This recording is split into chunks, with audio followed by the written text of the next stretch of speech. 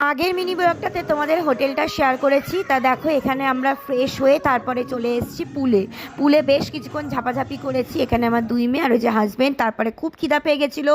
লাঞ্চে আমরা নিয়েছিলাম ডাল নিয়েছি, ভাত নিয়েছি, আলু ভাজা নিয়েছি, চিংড়ি মাছের দুটো রেসিপি নিয়েছি, একটা মালাইকারি আর একটা হচ্ছে স্পাইসি চিংড়ি আর কি। আর নিয়েছি পমপ্লেট মাছ নিয়েছি। এগুলো আমরা সব রুমেই নিয়েছি। তা কেউ যদি মনে করে যে রেস্টুরেন্টে খাবে, নিচে একদম রেস্টুরেন্টেরও ব্যবস্থা আছে, সেটা হচ্ছে ফার্স্ট ফ্লোরে। তো তারা রেস্টুরেন্টে গিয়েও খেতে পারে।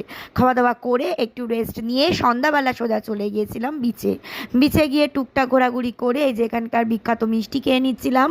মিষ্টি খাওয়ার পর তারপরে মনে হলো একটু চা খাই, এই যে চা খেয়ে নিয়েছি। তারপরে ঝালমুড়ি যাচ্ছিলো, একটু ঝালমুড়িও খেয়ে নিয়েছিলাম।